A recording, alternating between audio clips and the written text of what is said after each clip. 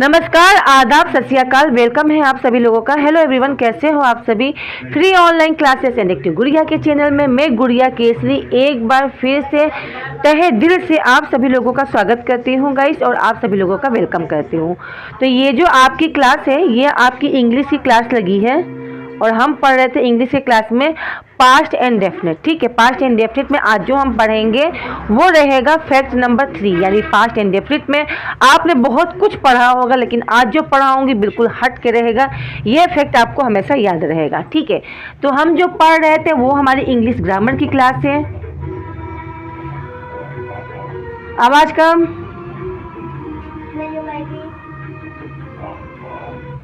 English grammar, right. और English grammar में हम क्या पढ़ रहे हैं, तो हम पढ़ रहे हैं past and definite. Past and definite में जो हम पढ़ेंगे वो रहेगा fact number 3।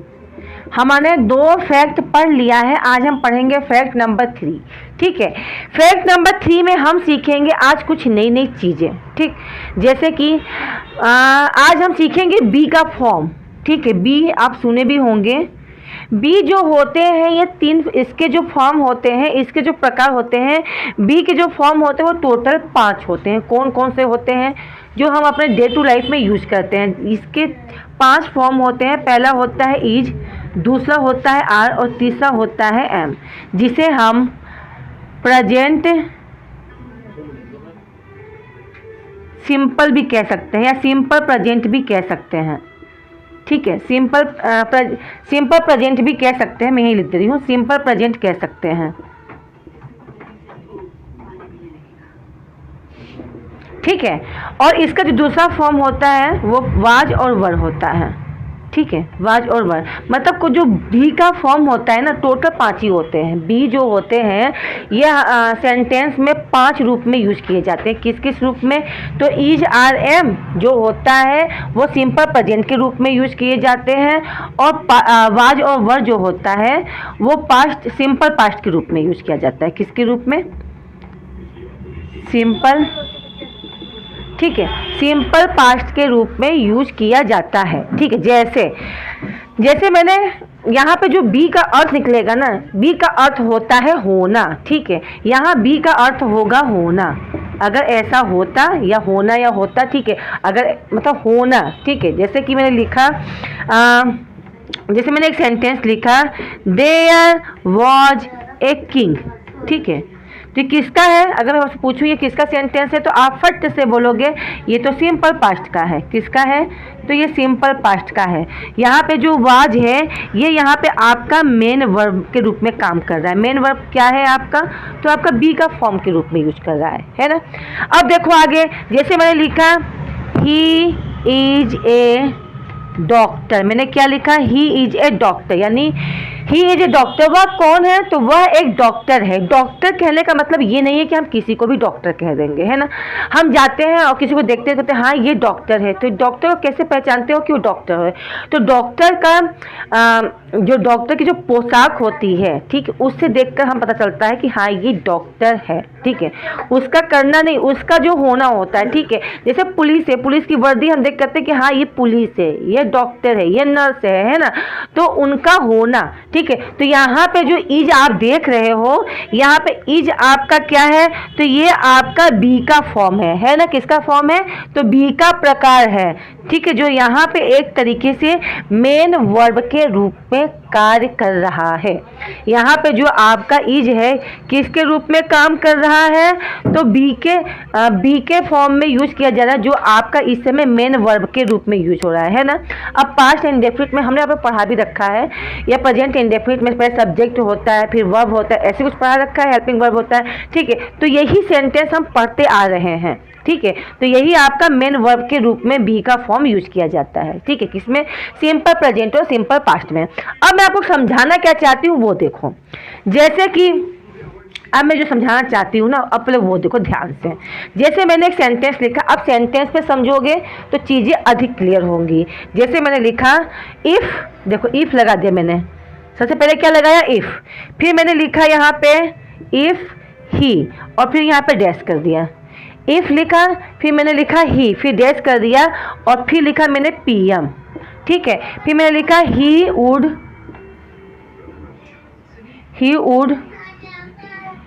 Root out corruption.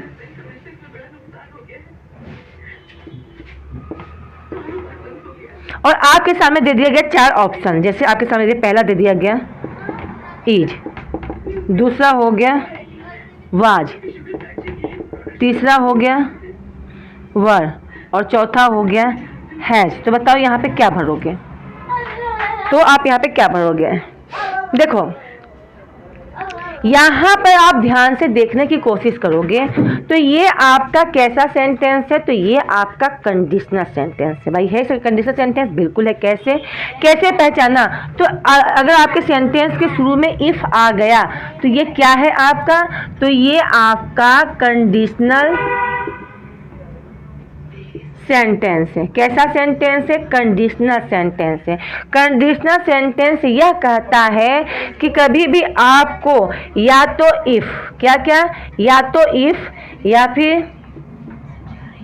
दो, ठीक है, यद्यपि जिसे कहते हैं दो, या फिर आपको एज इफ लिखा हुआ मिल जाए, ठीक है, या तो इफ या तो दो या तो एज इफ। इफ मतलब क्या होता है? यदि। दो मतलब क्या होता है? काश। एज इफ यदि, ठीक है। तो इसके साथ हम यूज क्या क्या करते हैं? इसके बाद हम यूज करेंगे क्या? सब्जेक्ट। सब्जेक्ट के बाद हम हमेशा किसका यूज करेंगे? तो हम वाज का यूज नहीं करेंगे, यहाँ पे वर का यूज करेंगे, चाहे आपका सब्जेक्ट सिंगुलर हो चाहे वो सब्जेक्ट प्लूरल हो। एक बात याद रखना। इसके बाद हम यूज करेंगे object. Conditional sentence past and definite का समझा रही हूँ, ध्यान से समझो। अभी इसका अर्थ समझाऊंगी ना तो और भी चीज़ें क्लियर हो जाएंगी, ठीक है। इसके बाद हम लगाते हैं कॉमा, फिर लिखते हैं सब्जेक्ट और फिर लिखते हैं यहाँ पे उड का यूज होता है। किसका यूज होता है? उड का।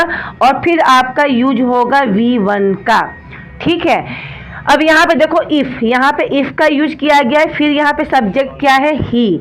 याद रहे, चाहे सब्जेक्ट आपका सिंगुलर हो चाहे प्लूरल हो चाहे खुद आई हो, ठीक हो, चाहे एक वचन हो चाहे बहुवचन हो, क्या यूज करोगे आप ऐसे सेंटेंस के साथ? वर का ही यूज करोगे, ठीक है। यानी यहाँ पे लिखा है इफ ही वर पीएम, यदि वह प्राइम मिनिस्टर होता, ठीक है, या फिर कह सकते हो काश वह प्राइम मिनिस्टर होता तो वह क्या करता?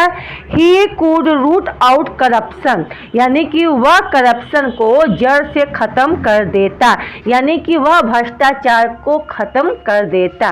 काश वह क्या होता? प्राइम मिनिस्टर होता। काश, ठीक है, कोई पक्का नहीं है। काश ऐसा होता, काश में पंछी होता तो आकाश में उड़ता, ना आप पंछी होते और ना आप आकाश में उड़ते। यानी कुल मिलाकर यहाँ पे ये कहा गया है ऐसी कंडीशनल सेंटेंस जिसमें इच्छा पूरी नहीं होती उसे हम पास्ट के फुलफिल डिजायर में यूज करते हैं, ठीक है। ऐसे सेंटेंस, ऐसे कंडीशनल सेंटेंस जिसमें जो आपकी इच्छाएं पूरी नहीं होती हैं, ठीक है, जो केवल हवा में बात फेंकने वाली होती है। काश में पक्षी होता, भैया आप पक्षी बन जाओगे? आप तो इंसान हो, कि कभी पक्षी बन सकते हो? आपने अपनी इच्छा व्यक्त की है। काश में प्राइम मिनिस्टर होता तो मैं करप्शन जड़ से खत्म कर देता। यानी ऐसी इच्छाएं जो जिंदगी में कभी पूरी नहीं हो सकती, केवल आप कल्पना ही कर सकते हो, ठीक है। तो ऐसे सेंटेंस के साथ सबसे पहले क्या लगता है? इफ। फिर आपका होगा सब्जेक्ट। वो सब्जेक्ट आपका चाहे सिंगुलर हो चाहे प्लूरल हो चाहे कुछ भी हो, याद रखना उसके साथ जो हेल्पिंग वर्ब यूज होगा यहाँ पे, ठीक है, वर्ब का ही यूज करना, ठीक है। फिर आपका ऑब्जेक्ट रहेगा। तो इसके बाद फिर क्या होगा? सब्जेक्ट, फिर वुड और फिर V1 का यूज किया जाएगा, ठीक है। यानी ऐसे कंडीशनल सेंटेंस जिसमें इच्छा पूरी नहीं होती, पास्ट की फुलफिल डिजायर होती है, यानी आपकी इच्छा अधूरी होती है, जेवल, यानी ऐसे सेंटेंस जहाँ पे केवल कल्पना की जा सकती है, ठीक है। का सूरज पश्चिम से उगता, का सूरज पश्चिम से उगता तो पूरब में मैं ऐसा करता, है ना। तो ऐसे सेंटेंस जो कभी होना ही नहीं है, केवल इंसान कल्पना की जाए, तो वो से सेंटेंस के लिए इस तरीके से सेंटेंस बनेगा। और यहाँ पे हम किसका यूज करेंगे? बीफ का फॉर्म का, ठीक है।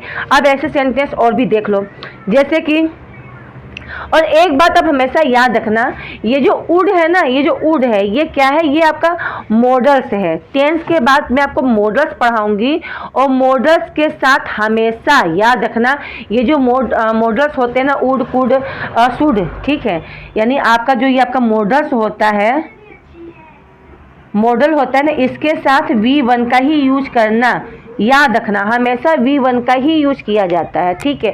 अब कुछ सेंटेंस बताती हूँ, लिखती हूँ और फिर समझाती हूँ, ठीक है।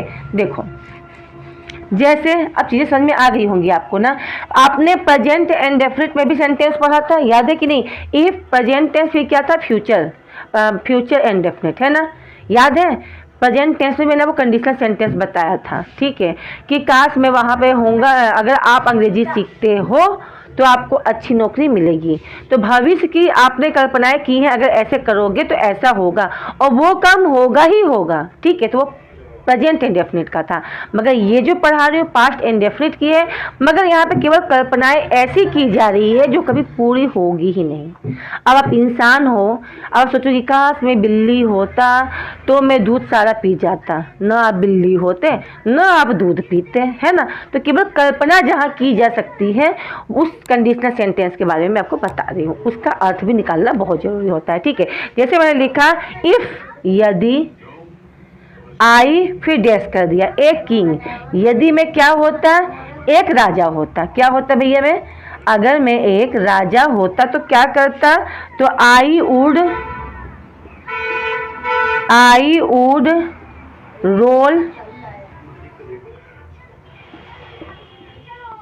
रोल ओवर द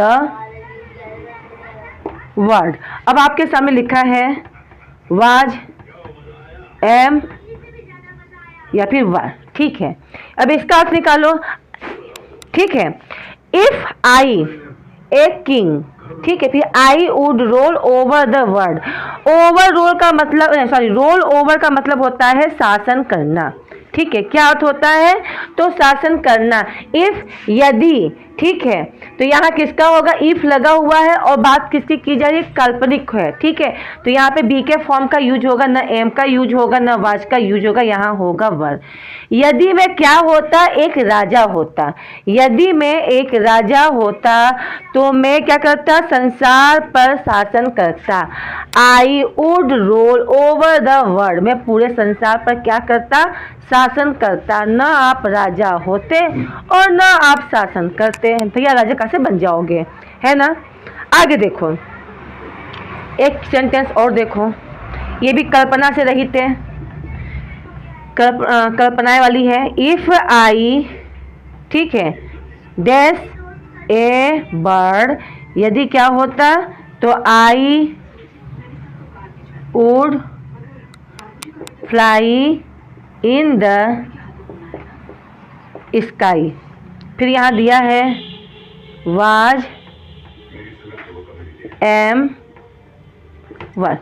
आपके सामने तीन ऑप्शन दिए हुए हैं, ठीक है। देखो, इफ आई वर, ठीक है, तो इफ लगा हुआ कंडीशनल सेंटेंस है, तो यहाँ सब्जेक्ट के बाद क्या होगा, वर। If I were A bird, यदि मैं एक चिड़िया होता, I would fly in the sky, तो मैं आकाश में उड़ता, ठीक है। अगर मैं चिड़िया होता तो मैं आकाश में उड़ता, ये क्या है, केवल कल्पना की गई है, ठीक है। अब देखो तीसरा क्वेश्चन देखो, सॉरी, तीसरा देखो, तीसरा क्या है, इफ ही, फिर यहाँ है वर द डीएम, फिर ऑब्लिक है ही वुड, फिर डैश टेकन द डिसीजन, ठीक है। फिर यहाँ दिया है एन ई, 1 2 3 और ये 4। अब बताओ गलती कहाँ है, थोड़ा ध्यान से देखना है सेंटेंस को और मुझे थोड़ा सा गलती बताना, कहाँ गलती आपको दिखाई दे रहा है।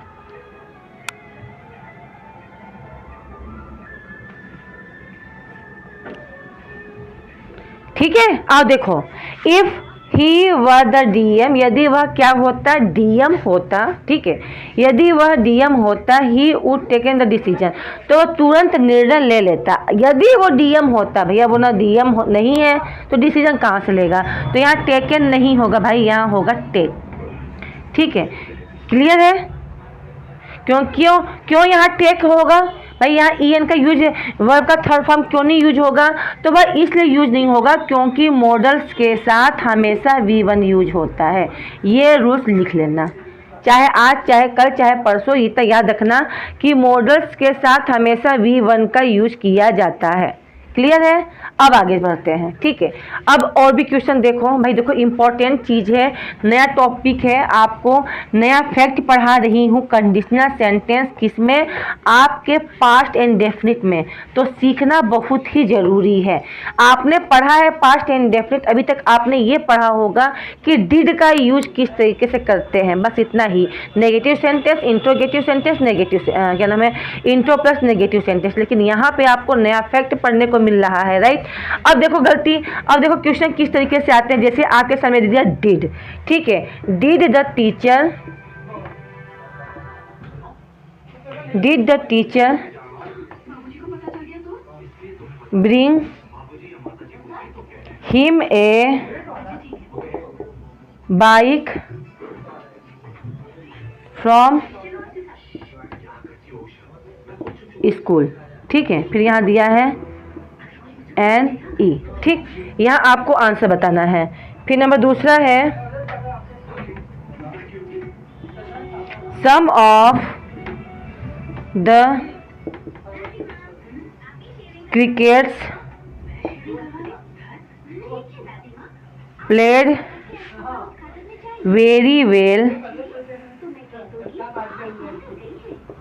इन द लास्ट सीरीज। और फिर तीसरा है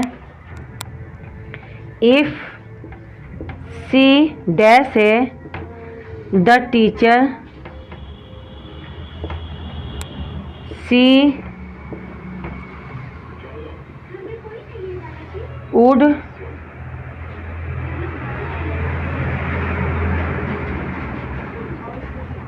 इंग्लिश, यहाँ दिया है TOUGS टॉट, और यहाँ दिया है TEACH टीच, ठीक है। और यहाँ है वाज, और यहाँ है वर, ठीक है। ये आपके सामने सेंटेंस है और आपको बताना है कहाँ पे क्या यूज है, कहाँ पे क्या गलती है।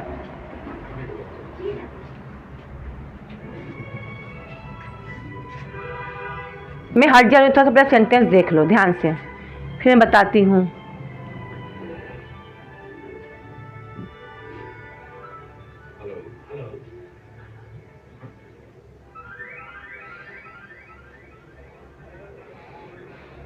चलो अब मैं बताऊं, मैं देखो सेंटेंस को ध्यान से देखने पे ये पता चल रहा है कि सेंटेंस के शुरू में हेल्पिंग वर्ब का यूज किया गया। किसका यूज किया गया, हेल्पिंग वर्ब, यानी डिड पहले लग गया है भाई, राइट, सही बात सही है। तो डिड द टीचर, ठीक है, डिड लग गया यानी सेंटेंस में क्या शब्द का यूज हो गया है, दिया है क्या दिया है, did the teacher bring him a bike from school, ठीक है। तो कहीं पे गलती दिखाई दे रही है, ब्रिंग है तो V1 का यूज किया गया हिम, यानी क्या टीचर उसके लिए क्या नाम है, the teacher bring lie him, मतलब उसके लिए ए बाइक फ्रॉम द स्कूल, क्या टीचर उसके लिए क्या नाम है स्कूल से क्या लेके आई है, बाइक ले आई है, ठीक है। क्या टीचर स्कूल से उसके लिए बाइक लाई थी, ठीक है। तो ये सेंटेंस है, तो इसका आंसर होगा क्या, इसका आंसर होगा NE, यानी कि 4 नंबर, यानी ये सही है क्योंकि कहीं गलती है ही नहीं है, डिड भी लगा है और वर्ब का फर्स्ट फॉर्म ही लगा है, ठीक है। बी का ब्रिंग लिखा है, बिल्कुल सही है, ठीक है। आगे देखो क्वेश्चन नंबर 2 है some of the cricket played, ठीक है, some of the cricket played very well in the last series, last का यूज किया गया यानी पास्ट इंडेफिनिट है, ठीक है। तो इसमें कहाँ गलती है, तो भैया यहाँ पे भी कहीं गलती नहीं है, कैसे, क्योंकि यहाँ पे भी सम ऑफ द क्रिकेट्स, यहाँ पे प्लेड का यूज किया गया है, ये भी सही है क्योंकि यह क्या है, ये दोनों के दोनों आपके पास्ट एंड डेफिनिट का अफर्मेटिव सेंटेंस है भाई, है ना, देखो अफर्मेटिव सेंटेंस है, दोनों के दोनों बिल्कुल सही है। ठीक, तीसरे पे आ जाओ, इफ देखते ही हमें क्या याद आया, अरे इफ लगने का मतलब है कंडीशनल सेंटेंस। कंडीशनल सेंटेंस मतलब होगा यहाँ पे जो होगा आपका पास्ट, सिंपल पास्ट होगा, ठीक है, लेकिन हेल्पिंग वर्ब चाहे सिंगुलर हो चाहे प्लूरल हो, किसका यूज करोगे यहाँ पे आप, वर का। यहाँ पे यूज किया were. If she were the teacher, यदि वह टीचर होती, ठीक है, तो क्या होता, she could English, she would क्या टॉच या टीच, तो यहाँ होता टीच। काश वह टीचर होती तो वो क्या पढ़ाती, तो वो इंग्लिश पढ़ा सकती थी, है ना वो टीचर होती और ना वो इंग्लिश पढ़ाती, ठीक है। तो ये सेंटेंस है आपका इंग्लिश का conditional sentence. I hope class clear होगा और समझ में आ गया होगा। अब भाई नहीं समझ में आया तो एक बार फिर आप कमेंट्स के थ्रू मुझसे पूछ सकते हो, जो चीज़ नहीं आया है आप मुझसे कमेंट के थ्रू बिल्कुल पूछ सकते हो, इसका आंसर आपको नेक्स्ट क्लास में मिल जाएगा, ठीक है। और क्लास अच्छी लगी है, कुछ नया सीखने को मिला है तो क्लास को लाइक करना, क्लास को शेयर करना, और मेरे चैनल पर पहली बार हो तो प्लीज़ प्लीज़ प्लीज़ सब्सक्राइब करना। Okay, bye bye, see you, take care to all of you.